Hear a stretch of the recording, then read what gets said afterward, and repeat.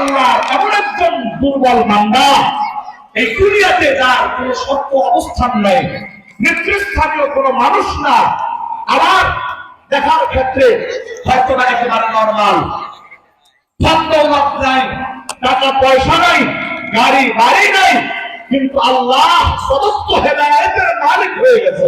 তার মানে হলো এই লোকটা সত্যকার অর্থে, সত্যিকার অর্থে এই লোকটা হলো সফলতা। কথা বলেন না কেন? আমার কথাগুলো আপনারা বুঝতেছেন তো? বুঝার তো কথাই, কারণ এই চেয়ারম্যান বাড়ি এলাকায় তো আমি দীর্ঘ প্রায় 4.5 বছরের মতো খেদমত করেছি। এখানে যারা আমার মুসল্লি ছিলেন, এখন বেশিরভাগ মুসল্লিরা এখানে বসা আছেন, এবং এখন কেন্দ্রীয় মসজিদে থাকার কারণে কেন্দ্রীয় মসজিদেরও কিছু মুসল্লি এখানে যুক্ত হয়েছেন। আলহামদুলিল্লাহ, এই ময়দানকে আল্লাহ তাআলা অত্র এলাকার সকল মানুষের জন্য হেদায়েতের মারফত বানায় দেন, সকলে বলে আমিন। সম্মানিত হাজিরিন, দ্বিতীয় নাম্বার কথা, এটা হলো প্রথম নাম্বার ভূমিকা। দ্বিতীয় নাম্বার কথা হলো, আমি আজকে এই মাহফিলের আমাকে সভাপতির আসন অলঙ্কৃত করার জন্য মাদ্রাসা কর্তৃপক্ষের থেকে আমাকে অনুরোধ করা হয়েছে।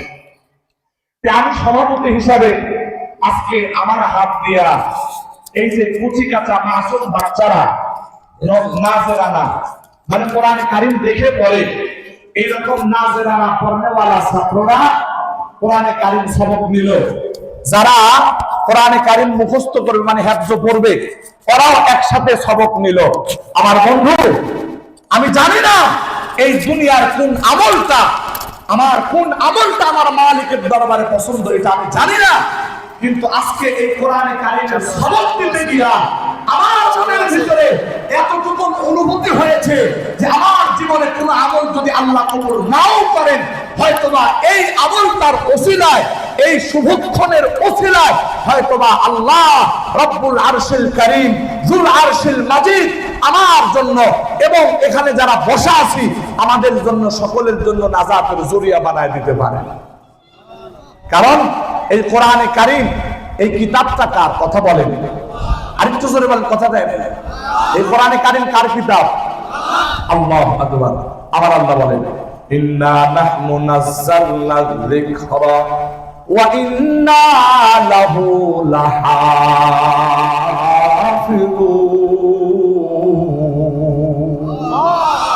আমার আল্লাহ বলেন, নিশ্চয়ই আমি আল্লাহ এই কোরআন নাজিল করেছি, আর শুধু আমি আল্লাহ এই কোরআন নাজিল করে নাই, বরং এই কোরআন নাজিল করে ক্ষান্ত হই নাই, আমি আল্লাহ এই কোরআনের হেফাজতের জিম্মাদারিও গ্রহণ করেছি। একটু আওয়াজ দিয়া জোরে জোরে বলেন সুবহানাল্লাহ। আমার প্রাণের ভাইয়ারা, আমার বন্ধুরা, আমার আল্লাহ 104 খানা কিতাব নাজিল করেছেন, শুধুমাত্র একমাত্র কোরআনে কারীম ছাড়া আর কোন কিতাবের ব্যাপারে আমার আল্লাহ এই ঘোষণা দেয় নাই যে এই কিতাবের রক্ষণাবেক্ষণের দায়িত্ব আমি আল্লাহর হাতে।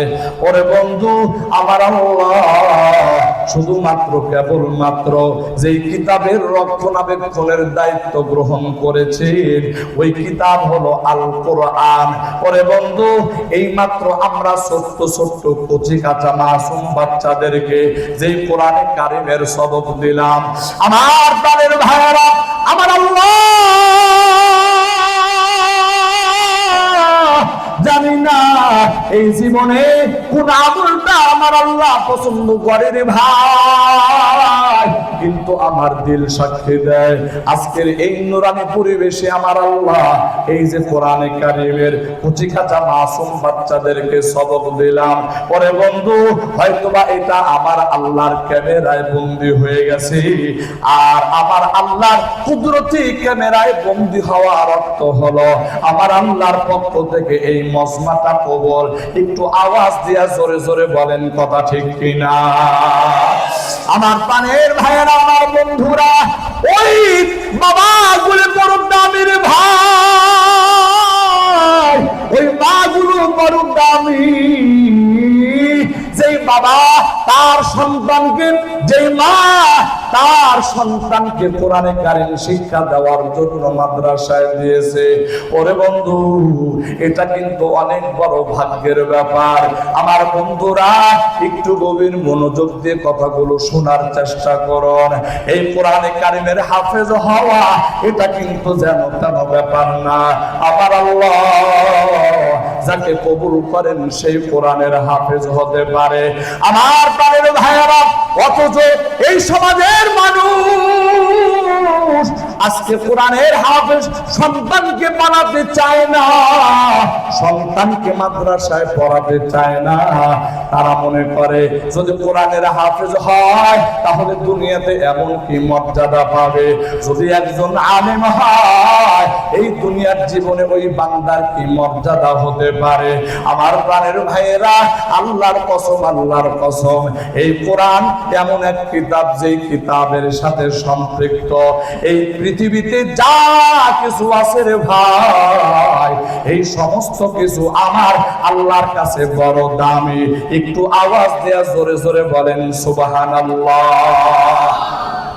আমার প্রাণের ভাইয়েরা, আমার বন্ধুরা, এই কথাগুলি আমি বানায়া বলতে চাই না রে ভাই, যুক্তির আলোকে আমি আপনাদেরকে দেখার অনুরোধ করব। আমার বন্ধুরা, আমার আল্লাহ এই কোরআনে কারিম যেই ফেরেশতার মাধ্যমে নাজিল করেছেন, ওরে বন্ধু আমার আল্লাহ ওই ফেরেশতাকে সকল ফেরেশতাদের সরদার বানায়া দিয়েছেন হযরতে জিবরাইল আমিন। কথা বলেন ঠিক কিনা?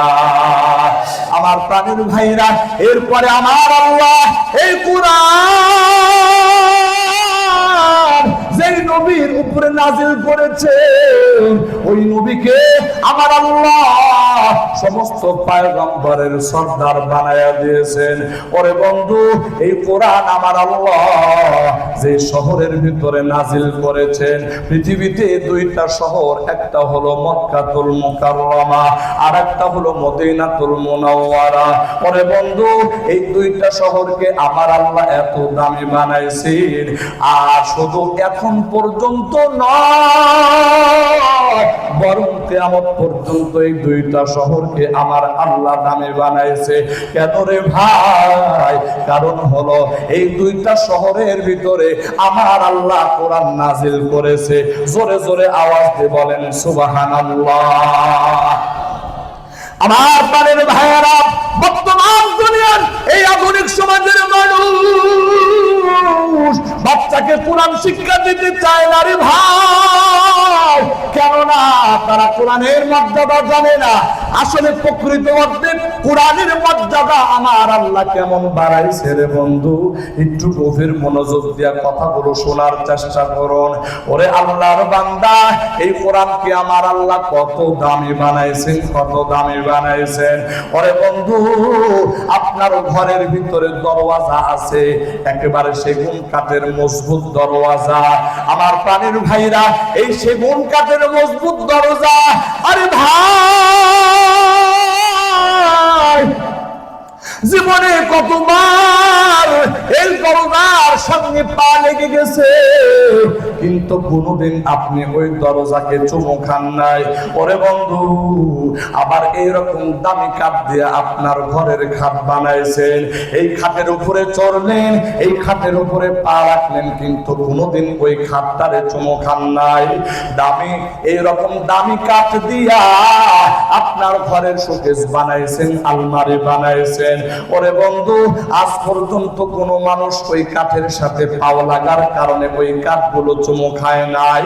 অথচ আমার আল্লাহ এই দুনিয়ার ভিতরে এমন নজর স্থাপন করেছে রে ভাই, আমার আল্লাহ দুনিয়ার মানুষকে দেখা দিয়েছে, ও দুনিয়ার মানুষ দেখো না, দেখো না, সামান্য কম দামি একটা কাঠ, যেই কাঠ দিয়া মানুষ ঘরের শোকেস বানায় না, আলমারি বানায় না, যেই কাঠ দিয়া মানুষ ঘরের দরওয়াজা বানায় না।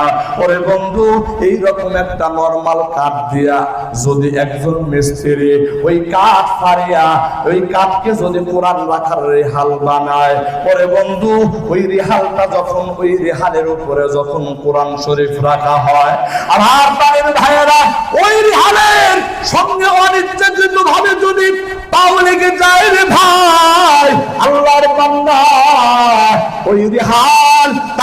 মুখের মধ্যে জড়ায় নেয়, আবার মুখের মধ্যে জড়ায় নেয়। চুমু খায় কেন? চুমু খায় কেননা এই কাঠটা যেমন সাধারণ হতে পারে। ওরে বন্ধু, এই কাঠের সাথে সম্পর্ক হয়েছে কোরআনুল কারীমের, যার কারণে এই কাঠ সাধারণ হতে পারে, কিন্তু মানুষের অনিচ্ছাকৃত পাও লাগার কারণে ওরে বন্ধু ওই কাঠকে মানুষ অবহেলা করতে পারে না। ওই কাঠটা বুকের সঙ্গে লাগায়, মুখের সঙ্গে লাগায়। কেন বন্ধু? কেননা ওই কাঠের উপরে আমার আল্লাহ কোরআন রাখছে। কথা বলেন ঠিক কিনা? প্রাণের ভাইয়েরা আমার, এই যে আমার গায়ের ভিতরে জামারে ভাই, প্রত্যেকের শরীরের ভিতরে জামা, কারো জামা কম দামি আর কারো জামা বেশি দামি। কারো জামার গজ হলো 200 টাকা, কারো জামার গজ হলো 500 টাকা, কারো জামার গজ হলো 100 টাকা। ওরে বন্ধু, একটু গভীর মনোযোগ দিয়ে কথাগুলো শোনা আর বোঝার চেষ্টা করুন। আমার প্রাণের ভাইরা, এই জামা যত দামি হোক না কেন, এই জামা যখন আমার পায়ের তলে পড়ে যায়, আজ পর্যন্ত জীবনে কোনোদিন এই জামা চুমু খায় নাই আমার প্রাণের ভাইয়েরা। অথচ আমার আল্লাহ যে কোরআন নাজিল করেছেন, দুনিয়ার সামান্য 30-50 টাকা গজের কাপড়, এই কাপড় যখন কোরআনের গিলাফ বানানো হয়, ওরে বন্ধু, এই কোরআনের গিলাফ যখন বানায়, কোরআনের সংস্পর্শে যখন লাগানো হয়, আমার প্রাণের ভাইরা, ওই কোরআনের গিলাফটা যদি অনিচ্ছাকৃত ভাবে মাটিতে পড়ে যায়, অথবা ওই কোরআনের গিলাফ যদি অনিচ্ছাকৃত ভাবে ওই কোরআনের গিলাফের সাথে যদি পাও লেগে যায়, আমার প্রাণের ভাইরা, ওই কোরআনের গিলাফ, বড় মানুষ তো বুঝবার মানুষ, একজন ছোট্ট শিশু এখনো পর্যন্ত দুনিয়ার ভালো মন্দ তেমন কোনো কিছু বুঝে না, কিন্তু এতটুকুন বিষয় বুঝে। ওরে বন্ধু, ওই রেহান ওই যখন কাপড়টা যখন জমিনের ভিতরে পড়ে যায়, একজন অবশ শিশু বাচ্চা, একজন অবশ শিশু বাচ্চা এটাকে বুকের সঙ্গে লাগায়, মুখের সঙ্গে লাগায় চুমু খায়। কেন রে ভাই? কেননা এই দাম, এই কাপড়টা যদিও বা কম দামি, কিন্তু এই কাপড়ের সঙ্গে স্পর্শ লেগেছে কোরআনের সাথে। একটু আওয়াজ দিয়া জোরে জোরে বলেন, কথা ঠিক কিনা? ও দুনিয়ার ইমানদার, ও মুসলমান ভাই, এই পরিস্থিতি আমার ঘরে, অথচ যেই কোরআন এত দামি, এত দামি, এত মূল্যবান, ওই কোরআনের সংস্পর্শে সামান্য কাঠ দামি হয়ে যায়, ওই কোরআনের সংস্পর্শে এইরকম সামান্য কাপড়টা দামি হয়ে যায়। ওই কোরআনের কারণে কোন শহরের দাম যদি বেড়ে যায়, ওই কোরআনের কারণে যদি কোনো মানুষের মর্যাদা বেড়ে যায়, আমার প্রাণের ভাইরা, আমার বন্ধুরা, আমার আল্লাহ পবিত্র কোরআনুল কারীমের মর্যাদা বুঝাইতে গিয়া আমার আল্লাহ পবিত্র কোরআনে হাকিমের মধ্যে বলেন, শাহরু রমাদানাল্লাযী উনজিলা ফীহিল কুরআন হুদাল লিন-নাস ওয়া বায়্যিনাতিন মিনাল হুদা ওয়াল ফুরকান।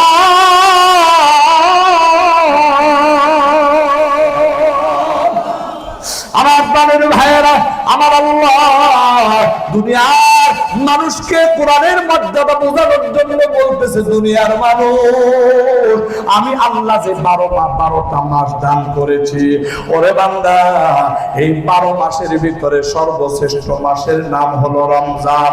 ওরে বন্ধু, এই রমজানকে আমার আল্লাহ শ্রেষ্ঠত্ব কেন দান করলেন?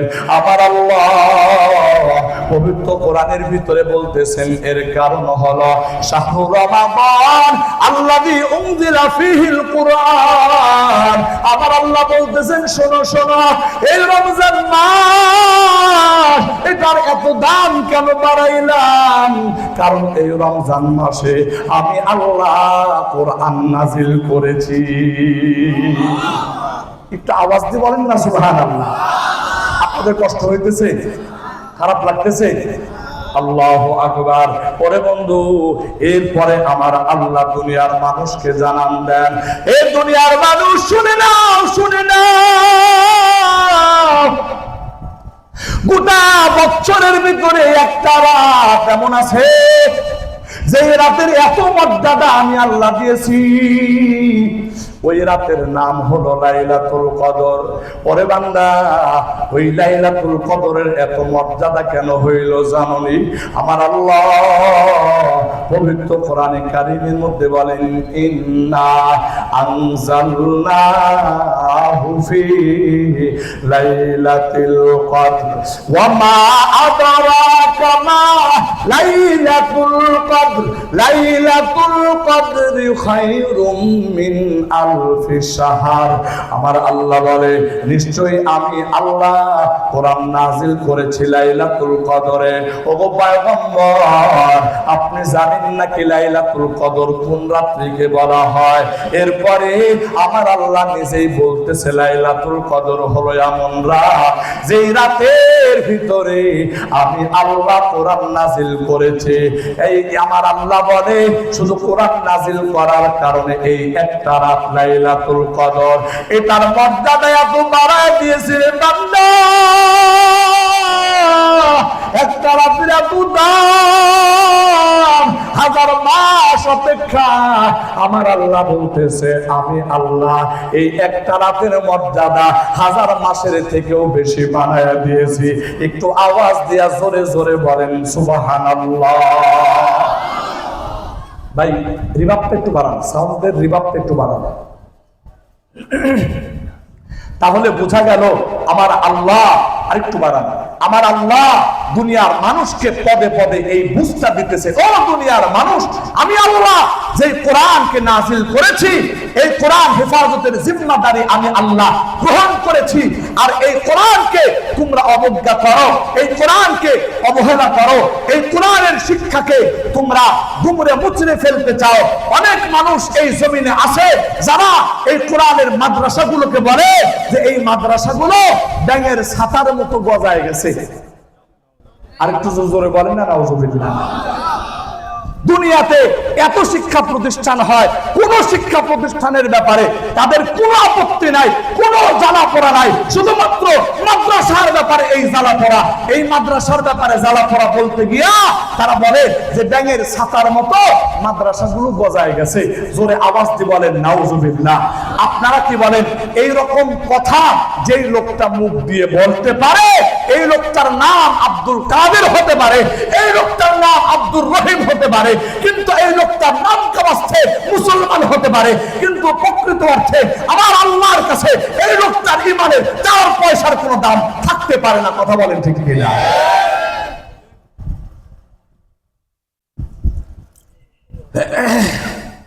দুঃখের দিয়ে একটা কথা বলবো, আমাদের তো আর ওয়াজ করার দরকার নাই, কারণ আমাদের ওয়াজ কিন্তু সপ্তাহে জুমার দিন শুনতে পারবেন। কিন্তু দুই একটা দুঃখের কথা বলি। বর্তমান সময়ে স্মার্ট ফ্যামিলি গুলো যেগুলো আছে, মানে দুনিয়াতে যাদেরকে আমরা খুব নামি দামি ফ্যামিলি মনে করি, আজকে দেখবেন এরকম নামি দামি ফ্যামিলির সন্তানদেরকে মাদ্রাসায় পড়ায় না বেশিরভাগ ক্ষেত্রে।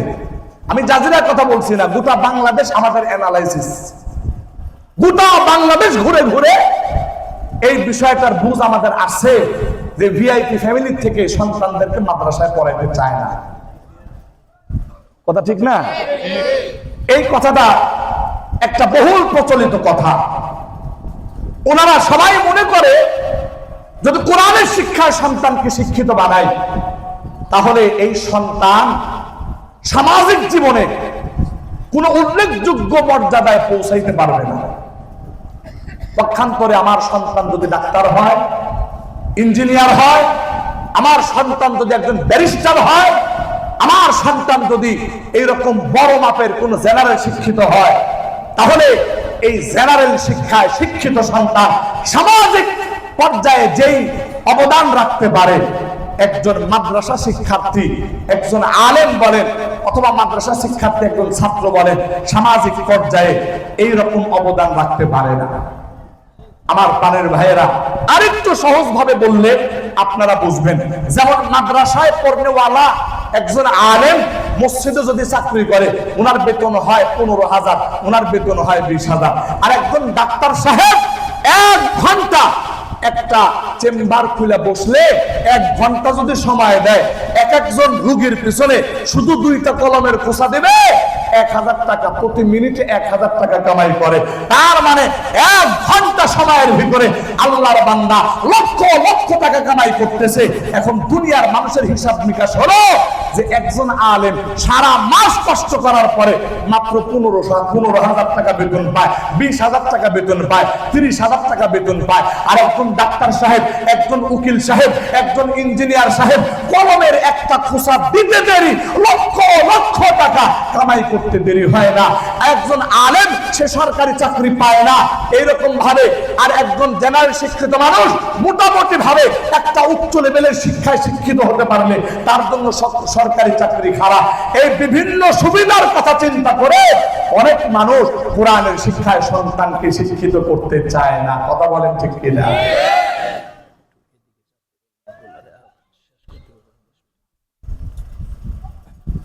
আপনারা যেভাবে বসছেন, বসাটা সুন্দর দেখা যাচ্ছে না, মানে এমন একটা হয়ে গেছে যে পুরা তেসরা আমি বয়ান করতেছি এইদিকে, আর সব মানুষগুলো আমার হাতের বাম সাইডে বসে আছে। আপনারা একটু স্কয়ার, এই যে মাঝখানে জায়গাটা একটু বসেন, দয়া করে কষ্ট করে শুনেন। একটা জিনিসে একটা সৌন্দর্য আছে, এত সুন্দর করে প্যান্ডেল সাজানো হয়েছে, এত সুন্দর করে মানে মাইক লাইটের ব্যবস্থা করা হয়েছে। আমাদের সামান্য একটু অমনোযোগিতার কারণে এই সৌন্দর্যটা যেন নষ্ট না হয়। সবাই একটু নড়াচড়া করে এই যে মাঝখান বরাবর একবার আমার সামনে চলে আসে। মাশাআল্লাহ মাশাআল্লাহ, সবাই আসেন সবাই আসেন। তা আমি ভাই রে, মন এত শক্ত করেন না। এই যে এই এখন বাম সাইডে অনেক লোক বসা আছে, একজন আলেম একটা কথা বললে একটু শুনতে হয়, একটু কষ্ট করেন, একটু কষ্ট করেন না। ওই জায়গা থেকে ওই জায়গাটা ছেড়ে দেন, ওই জায়গাটা ছেড়ে দেন, আপনারা এই সাইডে চলে আসেন। মাশাআল্লাহ মাশাআল্লাহ। আমি জানি এই জাজিরার সাধারণ মানুষ আলেম ওলামাদেরকে কত মহাব্বত করে, এটা আমার জানা আছে। আলহামদুলিল্লাহ বলেন। আমি দিল খুলে, বিশেষ করে দিল খুলে আমি আমার এই বৃহত্তর জাজিরা সকল মুসলমানদের জন্য প্রাণ খুলে দোয়া করি। কারণ বাংলাদেশের গ্যারান্টি আমি আমার জীবনে বহু জায়গায় খেদমত করেছি, বহু জায়গায় ইমামতি করেছি, কিন্তু ইমামতি করতে গিয়া জাজিরাতে আল্লাহ পাক যেই সম্মানের অধিকারী বানাইছিলেন, এই সম্মান গোটা বাংলাদেশের কোনো জায়গায় আমি পাইনি। এটা আমি সত্য করে বলতে চাই, আমি সত্য করে বলতে চাই, এই কথাটা খুব মজবুতির সাথে বলতে চাই। এজন্য অন্তর খোলা ভাবে জাজিরার প্রত্যেকটা মানুষের জন্য আমার দিল খোলা দোয়া আছে। তো আমি ওই কথাটা বলতেছিলাম। এখন আপনাদের সামনে যে আমরা এই সামান্য লাভের জন্য আমাদের সন্তানদেরকে দুনিয়ায় কোরআন শিক্ষা দিতে চাই না। আল্লাহর বান্দা, যদি আমার সন্তান দুনিয়াবি কোন শিক্ষায় শিক্ষিত হতে গিয়া কোন সাবজেক্টে যদি ফেল করে, আল্লাহর বান্দা, তাহলে আমার সন্তানকে আমি শাসন করি, আমার সন্তানের ব্যাপারে আমি এত সিরিয়াস হয়ে যাই, অথচ আমার সন্তান সে দিন জানে না, আমার সন্তান ওযু জানে না, আমার সন্তান গোসলের নিয়ম জানে না, আমার সন্তান দিন সম্পর্কে জানে না, নামাজের মাসআলা মাসাইল জানে না, কোরআন তেলাওয়াত জানে না। আমি মা হয়ে, আমি বাবা হয়ে আমার সন্তানকে এই ব্যাপারে জীবনে কোনোদিন আমি আমার সন্তানকে শাসন করি নাই। আল্লাহর বান্দা, আমি আপনাকে জিজ্ঞেস করতে চাই, আল্লাহর আদালতে যেদিন দাঁড়ায়া যাবেন, সেদিন আমার আল্লাহর সামনে আপনার ওই আদরের সন্তানটা দাঁড়ায়া আমার আল্লাহর সামনে বলবে, আল্লাহ, আমি দুনিয়াতে নামাজি ছিলাম না, আমি দিনদার ছিলাম না, আমি দিন বুঝি নাই। এর কারণ হলো আমার বাবা, আমার মা আমাকে দিন বুঝার শিক্ষা দেয় নাই, আমাকে নামাজি বানানোর জন্য চেষ্টা করে নাই, আমাকে দ্বীনের পথে পরিচালনার জন্য আমার মা বাবা আমার ব্যাপারে কোনো উদ্যোগ গ্রহণ করে নাই। যার কারণে আমি বদ্দিন হয়েছি, আমি দিন বুঝি নাই, আমি বেনামাজি হয়েছি। ও আল্লাহ, আজকে যদি জাহান্নামে দিতে হয়, তাহলে আমাকে সহ, আমার ওই মা ওই বাবাকে সহ আমি জাহান্নামে যেতে চাই, আমি একা একা জাহান্নামে যাব না। আমার বন্ধু, সেই দিনটা কেমন হবে বলেন? এত আদর, এত যত্ন, এত মায়া এত মহব্বত করে যেই সন্তানকে মানুষ করলাম, আর কিয়ামতের কঠিন মুসিবতের দিন ওই সন্তান দিন না জানার কারণে, দিন না শিক্ষার কারণে, দিনের সাথে সম্পর্ক না থাকার কারণে আল্লাহর আদালতে আমি দায়ী হয়ে যাব, আমার বন্ধু, তাহলে সেই দিনের পরিস্থিতিটা কি হবে এটা এখন থেকেই একটু অনুধাবন করার দরকার আছে না নাই? একটু জোরে বলা আছে না নাই? আমরা এই শিক্ষিত সমাজে অনেক মানুষ এমন আছে, সন্তান বড় শিক্ষিত হয়ে গেছে, বড় চাকরি করে, বাবা গৌরব করে বলে, বাবা গৌরব করে এই কথা বলতে বলে যে আমার সন্তান তো অনেক বড় শিক্ষিত, অনেক বড় সরকারি চাকরিজীবী, অনেক টাকা পয়সার মালিক, অনেক ব্যাপারে অনেক প্রশংসা করে। যদি জিজ্ঞেস করা হয় আপনার সন্তান কি নামাজ পড়ে না, যদি জিজ্ঞেস করা হয় আপনার সন্তান কি দিন বুঝে কিনা, তাহলে কি বলে জানে? না, এই সব সময় অফিসের কাজে ব্যস্ত থাকে, তো বড় অফিসার, অনেক টাকা পয়সা, অনেক দিকে লক্ষ্য রাখতে হয়, এগুলো খেয়াল করতে গিয়ে আমার সন্তান এই জায়গাটা একটু দুর্বল, নামাজ টামাজ করার সুযোগ পায় না, সময় পায় না। এরকম আছে না নাই? আর কিছু আছে না নাই? কথাগুলি বাস্তবতার সাথে মিল আছে তো? আমার বন্ধু, ছোট্ট একটা এক্সাম্পল দেব, যদি বুঝার এখান থেকে অনেক কিছু বোঝা যাবে, আর যদি না বুঝার তাহলে তারে পাথর মারলেও আর বোঝানো যাবে না। এজন্য আমি আপনাদেরকে সংক্ষিপ্ত ভাবে কথাটা বলতে চাই। একটা ছোট্ট গল্প বলবো। গল্পটা হলো এইরকম যে এক এলাকা একজন জনপ্রিয় নেতা ছিল। নেতা তো সবাই জনপ্রিয় হতে পারে না, পারে। কিছু নেতা আছে শুধু ছেঁচড়ামি করে, শুধু চান্দাবাজি করে, টেন্ডারবাজি করে, দুর্নীতি করে, নানান রকমের খারাপ কাজের ভিতরে লিপ্ত। আর কিছু নেতা আছে না, মাশাআল্লাহ, জনগণের দরদি, জনগণের পাশে সত্যিকার অর্থে দাঁড়ায়, জনগণের সাথে সুসম্পর্ক রাখে, জনগণের খোঁজ খবর রাখে, আপদে বিপদে রাতে দিনে যখনই ডাকা হয় এইরকম ভাবে জনগণের পাশে এসে দাঁড়ায়। এমন নেতাও তো সমাজে আছে, আছে না? তো যাই হোক, এইরকম একজন সমাজের খুব ভালো একজন নেতা, উনি মারা গেছে। ঘটনাক্রমে ওই অঞ্চলের মানুষ এতটা মূর্খ, এই মানুষদেরকে কেউ বুঝাইতে পারতেছে না যে ওই হুজুর ওই জনপ্রিয় নেতা মারা গেছে। এখন এটা বোঝানোর জন্য কি করা দরকার? মফস্বল থেকে, শহর থেকে একজন ডাক্তার নিয়ে আসছে। সবাই কথাগুলো খেয়াল করেন, এগুলো বাচ্চাদের একটা প্রদর্শনী, আবার কথাগুলো খেয়াল করেন। তো মফস্বল শহর থেকে একজন ডাক্তার নিয়ে আসছে। ডাক্তার নিয়ে আসার পরে বলে, ডাক্তার সাহেব একটু পরীক্ষা করেন, করে দেখেন তো আমাদের নেতা সাহেব আসলে জীবিত না মারা গেছে। এখন এই নেতা সাহেব, এই ডাক্তার সাহেব আসার পরে ওই নেতার সমস্ত কিছু পরীক্ষা নিরীক্ষা করার পরে তিনি বুঝে ফেলছেন যে এই নেতা আর দুনিয়াতে নাই, উনি মারা গেছেন। কিন্তু গ্রামের এই অশিক্ষিত মূর্খ মানুষ, একেবারে সরল মানুষ, এই মানুষদেরকে বোঝানোর জন্য উনি যদি ডাইরেক্ট বলেন যে লোকটা মারা গেছে, তাহলে এটা একটা বিরূপ প্রতিক্রিয়া আসতে পারে। এজন্য ডাক্তার সাহেব বলতেছে যে শোনো, তোমাদের নেতার হাত হাতের জায়গায় ঠিক আছে, তোমাদের নেতার পা পায়ের জায়গায় ঠিক আছে, চোখের জায়গায় চোখ ঠিক আছে, কানের জায়গায় কান ঠিক আছে, অঙ্গ প্রত্যঙ্গ যেখানে যেটা দরকার সবই ঠিক আছে, মাঝখান দিয়ে শুধু তার প্রাণ পাখিটা উড়ে গেছে। এখন বলেন, যদি প্রাণ পাখিটা উড়ে যায় এই হাতের কোনো লাভ আছে? প্রাণ পাখিটা যদি উড়ে যায় এই পাও দিয়ে সে চলতে পারবে? প্রাণ পাখিটা যদি উড়ে যায় তাহলে এই চোখ দিয়ে সে দেখতে পারবে না। প্রাণ পাখিটা যদি উড়ে যায় তাহলে তার মেধা দিয়া সে কোনো কাজ করতে পারবে না। তার মানে শুধুমাত্র ওই প্রাণ পাখিটা না থাকার কারণে গোটা মানব দেহটা অচল হয়ে পড়ে গেছে। এটাকে লাশ বলা হয়। লাশ হলো আরবি দুইটা শব্দের সংক্ষিপ্ত রূপ। এর অর্থ হলো লা শাইআ। লাশ মানে লা শাইআ, লা শাইআ মানে কোনো কিছুই না। ও বন্ধু, এই কথাটা এই জন্য বললাম, আল্লাহর বান্দা, দুনিয়াতে আপনার সব আছে, আপনার টাকা আছে, আপনার ধন দৌলত আছে, আপনার গাড়ি আছে, আপনার বাড়ি আছে, আপনার সম্পদ আছে, আপনার মিল ফ্যাক্টরি আছে, আপনি একজন নেতৃস্থানীয় নেতা হইতে পারেন, সবকিছু আপনার আছে, কিন্তু আপনার ভিতরে দিন নাই। এটা না থাকার অর্থ হলো আপনি ওই মৃত লাশের মতো। এই দিন না থাকার অর্থ হলো আপনি সেই মৃত লাশের মতো। আমার প্রাণের ভাইয়েরা, ছাত্রদের একটা ছোট্ট প্রদর্শনী আছে।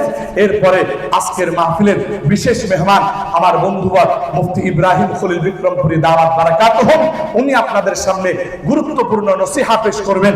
আমি আমার সংক্ষিপ্ত আলোচনার ভিতরে এই কথাটাই স্পষ্টভাবে মেসেজ দিতে চাই, আল্লাহর কোরআন এটা অবহেলার কোনো পাত্র না, বরং আল্লাহর কোরআনের সাথে সম্পৃক্ত পৃথিবীতে যা কিছু আছে সবকিছুর দাম আল্লাহ পাক বাড়ায় দেন।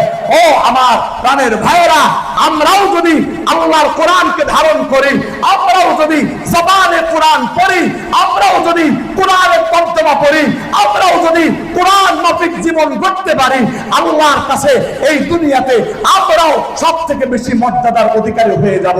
একটু আওয়াজ দিয়ে বলেন কথা ঠিক কিনা? তাই আসুন আমরা দ্বীনের সাথে, কোরআনের সাথে, আল্লাহর রাসূলের সাথে পরিচিত হওয়ার জন্য অন্তত প্রতিটা ভাগ থেকে একটা করে সন্তান হলেও মাদ্রাসায় দ্বীন শিক্ষার জন্য পাঠাবো। আল্লাহ পাক আমাদের সবাইকে সেই তৌফিক দান করুন, আমিন। আর এই সমস্ত দ্বীনি মাদারিস গুলো যেখানে সহিভাবে দ্বীন শিক্ষা দেওয়া হয়, এই সমস্ত মাদ্রাসাগুলির প্রতি আমরা আন্তরিকভাবে সহযোগিতার দৃষ্টিতে থাকবো, সহযোগিতার মনোভাব নিয়ে এই সমস্ত প্রতিষ্ঠানের সাথে সম্পৃক্ত থাকবো। যারা এই সমস্ত প্রতিষ্ঠানগুলির সাথে সম্পৃক্ত আছে, আল্লাহ যেন এই প্রতিষ্ঠানগুলো তাদের সকলের জন্য নাজাতের জরিয়া বানায় দেন। সকলে বলি আমিন। ওয়া আখিরু দাওয়ানা আনিল হামদুলিল্লাহি রাব্বিল আলামিন। আসসালামু আলাইকুম ওয়া রাহমাতুল্লাহি ওয়া বারাকাতুহু।